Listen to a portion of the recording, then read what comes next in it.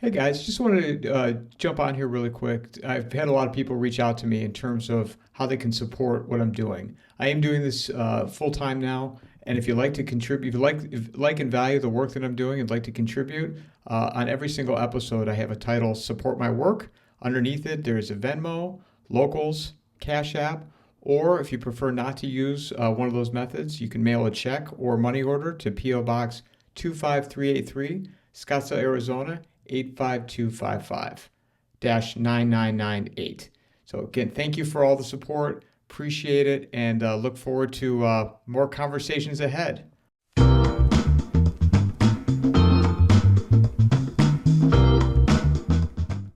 Gilbert, you are a man that is constantly working. I either watch you on YouTube or you're constantly writing. It never stops for you. No, frankly, this fourth career was just sputtering along. It was kind of a semi-retirement. And then along came the special military operation.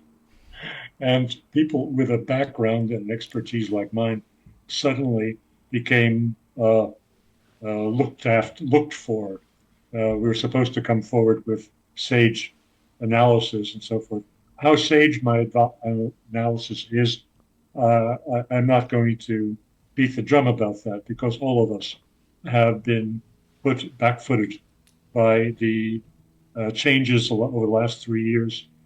Or many of us, myself included, have been saying at times that the end of the war is 3 weeks from now. We've been saying that for 3 years. And I make no apologies for it. I'm about to publish, I think in 3 months' time, a collection, it'll be about 600 pages, of my essays from 2022 and 2023. And I read back what I wrote back then. I say I'm a little bit embarrassed by some of these essays because nobody likes to be proven so wrong. But we all were proven wrong because there were things that none of us anticipated. And particularly, I was disadvantaged because my job was to convey what the Russians are saying among themselves, and they were generally confused. The Russians, I mean the chattering classes, the well-educated people who are members of the Duma or very respected professors at major universities and take part regularly in the several talk shows that are quite outstanding in quality. And they were confused. Mr. Putin played his cards very close to the chest. Even the day before the invasion, it was not clear that there would be an invasion. And it's not because we thought he would do nothing, no, but he had many other options. And we didn't know that he would go this way. So, as I say, looking back over several years, we who've been consulted to give our wise advice, have been caught by the unexpected turns in the war. And so that is my background, but it has not caused me any pain in the sense that I still get requests for a commentary because, as I said, I'm delivering something that virtually no one else has been delivering, what the Russians are saying among themselves and to themselves. People watched when it was still accessible RT, and they thought they were learning something about Russia. I don't mean to disparage completely RT, but it was largely scripted by retired uh, journalists from the States, from Canada, and other places, for an American audience primarily, and less so global audience. And it was not what Russians are saying to themselves, which is a completely different issue.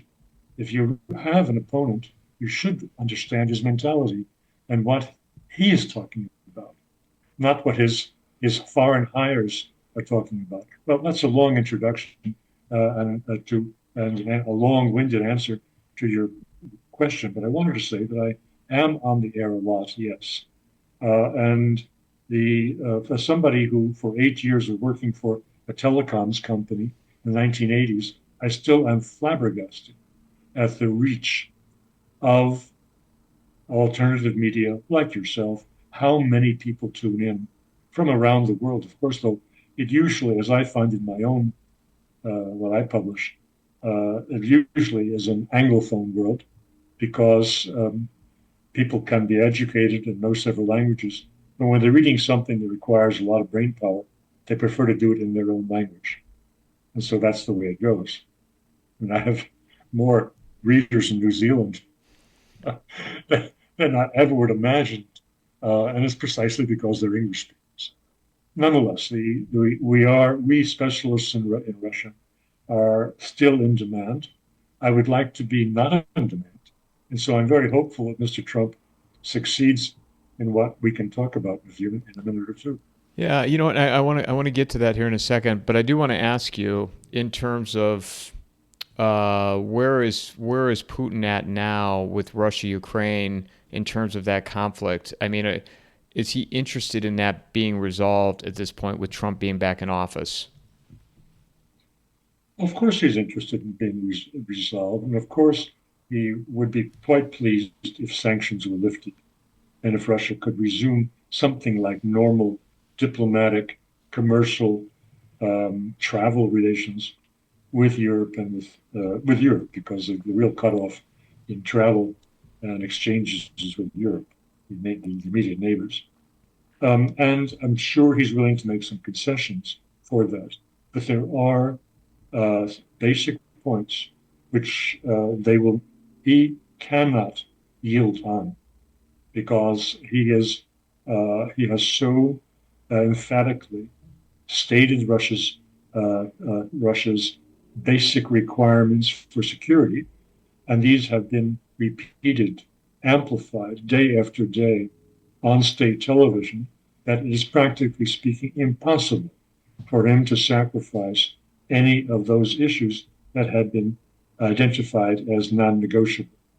And the non-negotiable issue above all is no NATO in Ukraine, and let's be more clear about it. No foreign military presence of any kind in Ukraine, because de facto, before February 2022, uh, Ukraine was a NATO country.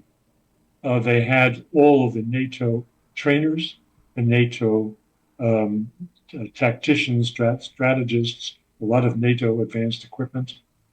They were a NATO country in everything but name, in everything but the absence of an Article 5 requirement that it be backed up by the other NATO members.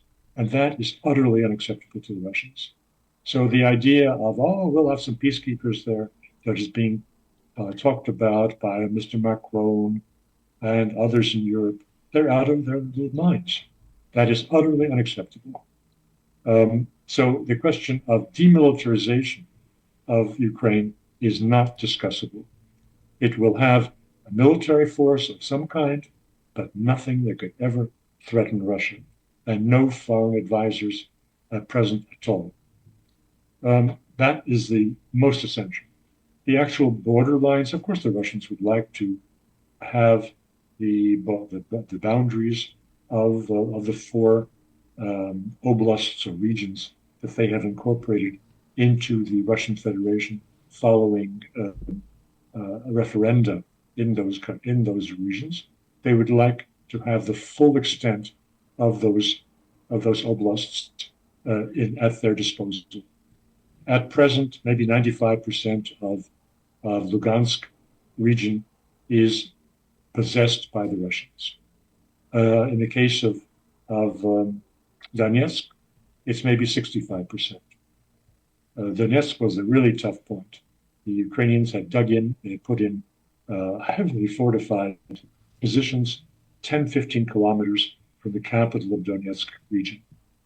And for 8 years, they were firing artillery and short-range missiles, these rapid-fire missiles, into the neighboring residential areas. That is what precipitated the special military operation. And because they were so dug in, and because the Russians left the fighting in these oblasts, first and foremost to the local militia rather than to its own army. That came in later. It took a long time for there to be significant progress in moving the line of separation of the fighting forces to the west and to the west, beyond artillery range, as it is now. Nonetheless, it is not beyond missile range, particularly this Tochka missile from the Soviet period that the Ukraine still have in some quantity, and which struck Donetsk city a couple of days ago. So this question of demilitarization is the fundamental driving point. The boundaries can be negotiated. Um, the the regime in Kiev, it is perfectly clear that Mr. Putin will not sign a peace treaty or an armistice with Mr. Zelensky, who the Russians say, with good reason, is illegitimate and his signature is worthless. That is another way of saying if they want Zelensky eliminated, replaced, and even in the very slow-moving positions of General Kellogg, he has in the last couple of days put on the agenda elections to be held at the parliamentary and presidential levels in Ukraine. So it has gotten through to the Americans, to Mr. Trump's immediate advisors and designated emissary to Ukraine and Russia, that there have to be elections and that a valid peace can only be signed by properly elected Ukrainian officials. These are the contours, the inescapable contours of a Russian Ukrainian settlement. However, I would like to make the point that I have been making with greatest insistence, and it's because it is also something that my peers don't talk about much. The whole war in Ukraine started because the United States and NATO rejected the calls for revision of the European security architecture, a rollback of NATO to remove all of the personnel, whether they're temporarily assigned, permanently assigned, in the countries that were added to NATO after 1997. That's to say, all of the Warsaw Pact countries and the several republics of the former republics of the USSR, meaning the Baltic states. They don't say that they can no longer be NATO members. They say that these the personnel and equipment, the forward stationing of equipment, which threatens them, has to be rolled back. That is what Ryabkov, the deputy to Lavrov, was saying in December 2021, and that has not gone away. So the Russians, in looking forward to a meeting with Donald Trump, expect they will talk not so much about Ukraine, because by the time they meet, the Ukraine will be still more battered. The lines will be crumbling still more. And so what does there discuss about Ukraine? They want to talk about a big settlement, but with the United States, not Europe. Europe doesn't count for anything. With the United States, on what the security architecture in Europe will be.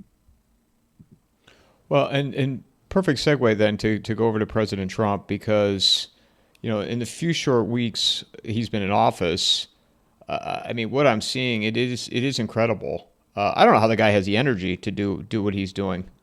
But you wrote, your recent Substack article, which just came out earlier today, titled "The Big Picture: Trump's Ideological Program That Unifies All His Domestic and Foreign Initiatives." And, what you discussed in it, I have not seen anywhere else.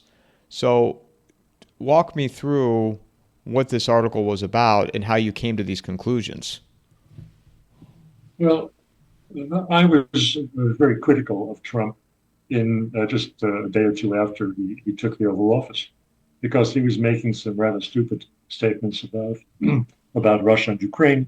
He was taking the numbers of casualties and killed in action from the propaganda that Ukraine puts out, and which is, as it has been for the last 3 years, is almost always inversion. That is, 10 Ukrainians are killed for one Russian, and the next day you see in Western media that 10 Russians are being killed for one Ukrainian. Aside from the question of who will be saying the truth, it doesn't take too much intelligence to appreciate that when you have a 7 to 10 time advantage in the artillery uh, shells that you're using daily against the enemy, then you're going to be killing 7 to 10 times more of them than they are killing you. It's an obvious thing. So there's no reason to be surprised that the numbers are what they are. And some of my military expert peers have been saying in the last week, and I accept their judgment, since I don't pretend to be a military expert, that maybe 90,000 Russian army infantry, and other servicemen have been killed in the war to date. Maybe 150,000 Russians in total have died since the start of the war. That's taking in these militiamen from the oblasts who did a lot of the fighting and are still fighting. These people have been fighting for 10 years. From 2014, it's quite incredible. You look at somebody who's 35, and in 2040, he was starting to fight, and he has never left the front. Well, anyway, of course they took heavy casualties. So altogether, it's 150. And it is a safe guess that the Ukrainians have lost 10 times, 1 million men, and that the wounded and seriously incapacitated are 3 times that number, and that the Russians probably have 300,000 casualties, taking in dead and wounded. These numbers, of course, are terrible. This is the biggest war in Europe since 1945. Now, coming back to why did I decide that Trump should not deserves more attention than what I devoted in the first 2 days when he took office? It's because he immediately set out an amazing sequence of executive orders and other initiatives which have left Europe and the world in media in constant commentary, day by day and hour by hour. And so I decided to look at what these are and to consider what's being said about them and what's wrong with what's being said about them, and what's right about what's being said about them. My point is that everyone thinks that Mr. Trump is shallow, narcissistic, mentally deranged, if you want to be extreme about this. He's not an intellectual. He'd never really think. That would almost be an insult in his presence to call him an intellectual. He's not a man whom would you think of having a comprehensive plan or comprehensive agenda to implement. You would think that he strikes out in this direction and that direction to seek revenge or for reasons that are not easy to justify.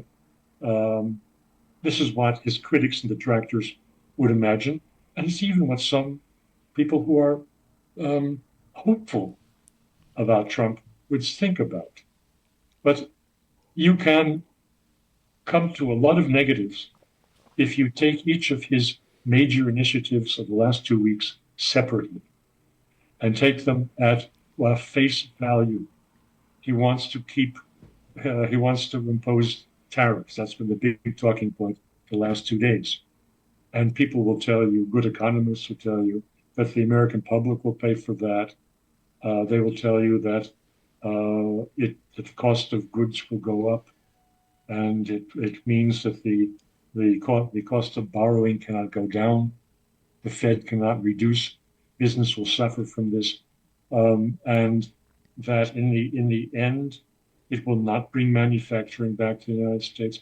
All of these arguments are made, and I take nothing away from them, but they're irrelevant They're missing the fact that the tariffs are part of an overarching view of what he wants to accomplish. And what he wants to accomplish is to use a wrecking ball on the liberal world order that America has assembled for the last 30 years and that has given us a warfare state and never ending wars and enormous ballooning budgetary deficits, which are unsustainable. So, on the ideological side of it, it takes in everything. All of the remarks about transgenders and LGBT, you take them separately and you say the man is a bigot. He doesn't, he, but you're missing the point. The point is that the promotion of these gender minorities and other minorities at the expense of merit for the sake of an ideological vision of human rights uh, that has been built primarily by progressive Democrats when their time in office, and it was never deconstructed by Republicans when they came into office. This is one Republican who's using a wrecking ball on them. And it's not because by itself LGBT is such an issue or free abortion, unlimited abortion rights. But these are issues that are manifestations of the overarching liberal democratic ideology that every democratic administration has promoted and taken further and further to the point of insanity. And as complete impractical, unworkable government, and outcomes no longer count. It's the process that you take pride in, not what comes out at the end of the process, which is usually right now quite abominable. Um, Trump understood that, or people around him understood. I don't look to Trump to have originated the comprehensive view that liberal democracy is a disaster. Uh, that is something that more clever people around him could absorb from reading some very good literature that would hardly be on the desk of Donald Trump. So I have mentioned in this article that you're referring to the works of a French political philosopher, the man in France who has the largest private library, 200,000 volumes in his home. I don't know where he finds room for his bed, but this Alain de Benoist, he wrote a book, and this was about 5, 6 years ago, a collection of essays. So it's not something that you want to take up for bedtime reading. The consistency of here, some of it's strictly for the highest level of political thinkers, some of it's for the general public. And those for the general public in this book, they tell you what Donald Trump's agenda is to destroy what is being described by Alain de Benoist in his book. It is um, against liberalism. The society is not a market. Society is not a collection of disaggregated uh, egos, individuals. Society is a collective existence, and man has a collective existence. And the denial of collective um, humanity is at the root of liberalism. Whether you attach democracy to the term liberal democracy, we're talking, it comes to the same thing. Liberalism with a capital L. This is about taking to the max uh, the rights of the individual. Sounds good, but taken to the max, it comes out uh, frightening. It is it is the a denial of common interests. It is the pauperization or the melting away of the middle class. It is the melting away of the nation state and its replacement either by supranational organizations like the European Union, which is totally bureaucratic, and not answerable to any public, ruled by a virtual dictator called Ursula von der Leyen. Well, these are the necessary outcomes of liberal democracy, which is anything but democracy. And Mr. Trump instinctively understood that it's not good. And in his own way, he has brought around him people whom some say, oh, it's a neocon, oh, it's this. They all have something in common. One is they're highly intelligent. Two, they are highly loyal to him, which was not the case of anyone he surrounded himself with in his first administration. And they are all capable of being wrecking balls. Even Rubio becomes a wrecking ball when he is taking control of U.S. aid. That organization, which was singled out by Musk for destruction, sounds great. How could you against U.S. aid? I mean, the word has aid in it. It's pretty obvious. Unfortunately, it is not U.S. foreign assistance. It is something very specific and nefarious. It is the agency that the CIA uses to promote its regime change in country X, Y, or Z. And the proof that Musk had hit pay dirt, we saw a day after he cut off the funding for USAID, and all of the journalists and all of the publications, media in Ukraine were woe is me, woe is me. They were moaning and groaning, saying we have no money.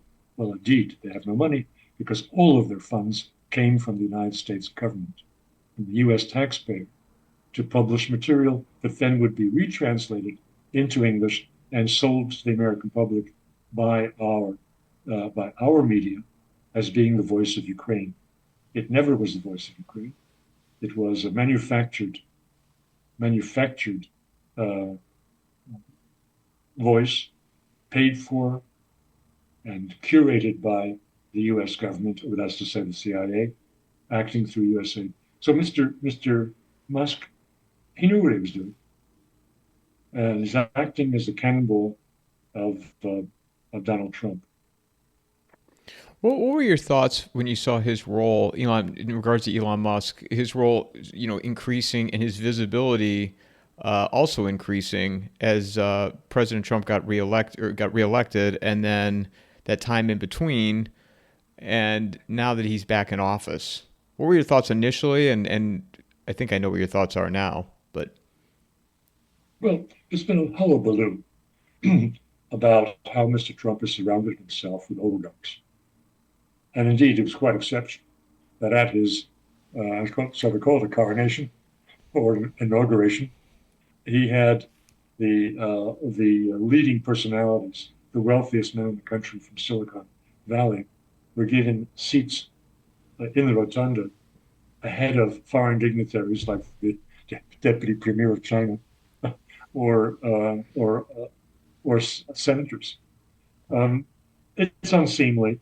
It's a bit boorish. But then, I mean, Mr. Trump never was a gentle soul.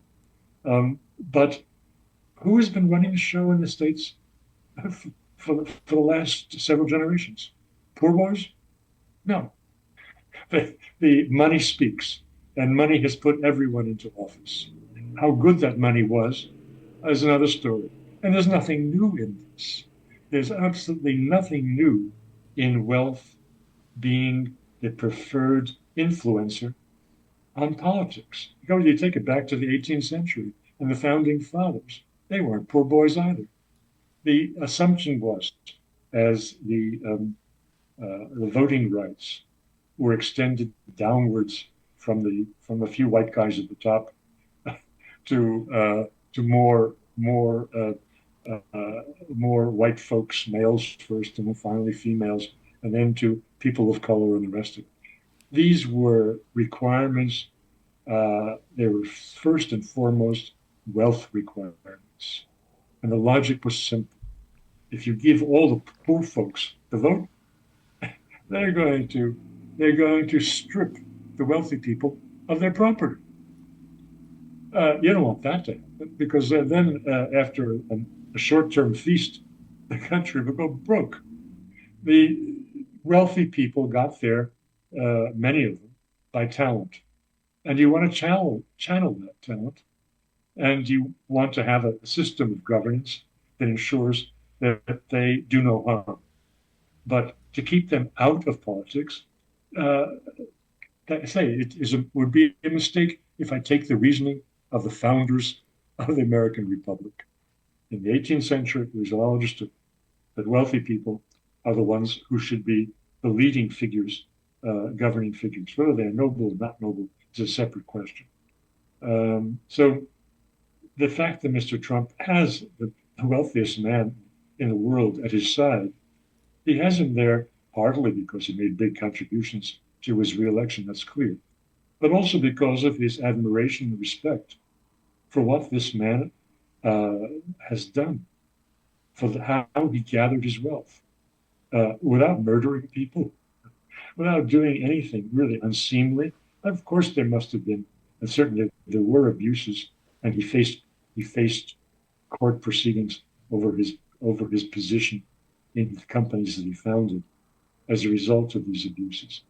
But the man is immensely talented, and if he indeed is the one, as I suspect, who has the ideological vision that Trump has agreed to, then I say it's wonderful. Now I don't have um, an automatic respect for Musk as a political thinker. The only time I really heard him talk was in the interview that he gave, well, the interview that he took and then eventually gave to Vidal, the candidate for chancellor of the Alternative for Germany.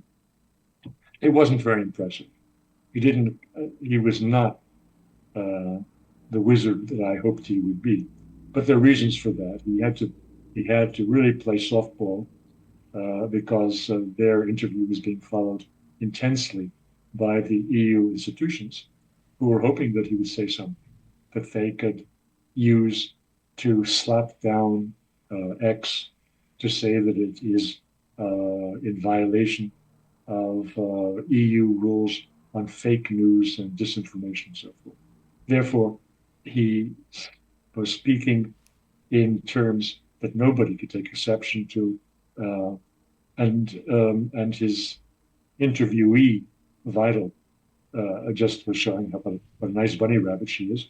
The gal next door, working for you, working for the interests of the public, and so forth, and none of the sharp edges to her thinking that found expression outside this widely watched interview with Musk. Still, I think the man, I expect that the man has uh, is conceptual and is capable of seeing what I described in this essay, how it all fits together. Even if any one of the many different initiatives that Trump has produced uh, looks like a losing um, cause, because you're not going to bring manufacturing back by the tariffs, because you're not going to lower criminality in the states by deporting 11 million people. These things taken separately can look foolish and unproductive, but I say that's a big mistake. They have to be taken all together, and the price to pay cost may be well worth it when you look at the total picture. Reading your article and talking to you now, and it sounds to me that you're optimistic of all this. If he succeeds, and that is a very big if he is consistent and doesn't go off on a tangent on some of these things, then yes, he may, improbable as it sounds, he may usher in a golden age. It is not unthinkable. Although you mentioned to me before we went on air his latest remarks or latest decrees, which suggest a really toughening position on Iran, which is well timed since he's receiving Netanyahu in his office. I think that's today. I think I Netanyahu's there today. Yes, exactly. So it would be interesting to time it that way, so that he could put Netanyahu at ease while softening him up for concessions that have to be made for the phase two of the ceasefire to be realized. There's a lot of showbiz in the behavior of Trump. There's a lot of bluff and a lot of bullying and stage effects.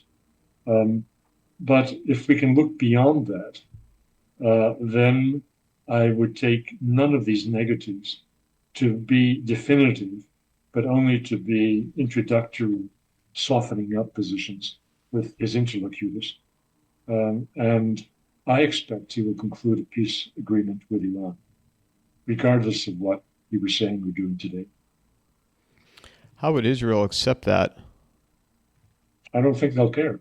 The question is, this takes us back to the fundamental issue of the head and the tail, whether Israel is wagging the United States or the United States is wagging Israel. And I've consistently said, and I'm happy to say that I'm not alone in this view.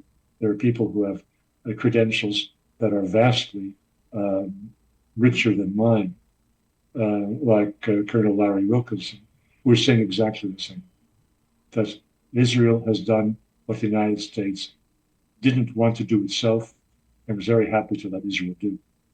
And so it is with, well, what does Israel think about the deal with Iran? I don't think that Trump gives a damn. He does not want to enter into a war with Iran. And he wants to present himself as a peacemaker and candidate. He's very vain. And surely, if Obama could walk away with a Peace Prize, having done nothing more and present himself as not being George Bush Jr., then surely Trump thinks that he can do something that will genuinely merit that that designation and that award. What do you see as the biggest pitfalls then for achieving his 4-year vision and beyond? Well, there are many things that can go wrong. He's trying very hard to keep the uniparty in Congress off balance. He says a lot of things that they like to hear. At the same time, he's doing things which they don't like at all. I don't think there was any euphoria in Congress over his plan to cut U.S. troops in Europe by 20,000. I doubt it. But it gets lost in all the things that he's doing and saying that they love. So he's keeping them off balance, keeping them at a distance. Will he succeed in this? Will somebody rise up against him who sees through these tricks and says this man is trying to destroy what we've achieved in the last 30 years, if not in the last 80 years? I don't know. Will he survive? Will he get away with purging the CIA, FBI, and so forth? I think so, particularly if he keeps himself well apart from J.D. Vance, because J.D. Vance is his life insurance policy. Nobody in his right mind would take out Trump when what you're going to get is double Trump. You're going to get a still more aggressive fighter for Trumpism in his vice president. Therefore, I think that he will live out his term.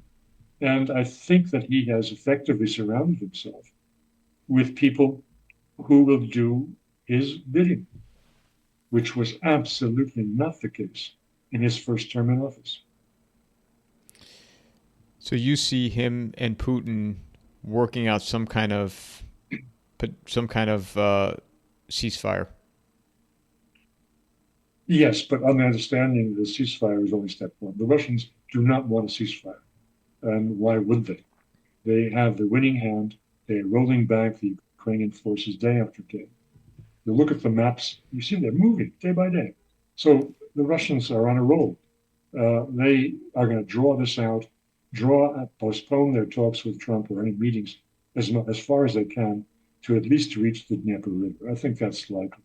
However, as I said at the start, their interest is in the big picture, in taking in the United States into an agreement on security in Europe. And what do we have here? What are the ingredients? Well, dismantling NATO is ultimately an objective, though the Russians don't even dare to dream that's going to happen. But as a starter, they would like to ensure that the United States reverses its decision to put intermediate range missiles into Germany and elsewhere in Europe, so they do not have to proceed with their deployment of their Oreshnik and Kinjal and other intermediate range missiles against Germany and Central Europe. They would prefer to see that done.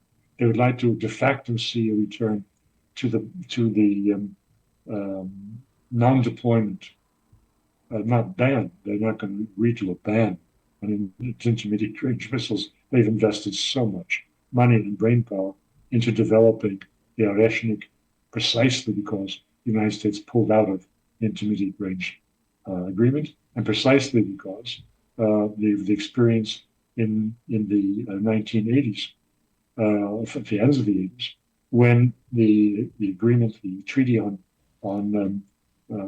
banning intermediate range missiles caused them to destroy a large stock of missiles that were manufactured and ready to go, whereas the United States, these are land-based missiles, had almost nothing that had to destroy. So it was such an unbalanced unilateral disarmament. They will not, under any conditions, assume that today. But non-deployment would be a good start, and that could be part of the comprehensive review of security in Europe. Provisions banning holding war games near the respective borders. There are a lot of things that can be reinstated. The most important thing in these agreements on disarmament or on setting caps on missile systems was the provisions for inspection, which meant that there were constant, regular exchange visits of Russian and American personnel. And there was constant communication. All that has been cut, slashed, doesn't exist. And the non-existence of these lines of communication are what has made it so extremely dangerous in the last period of Biden's stay in office, where misunderstandings, where misreadings of what the other side was actually doing could have led us without intent into a nuclear exchange.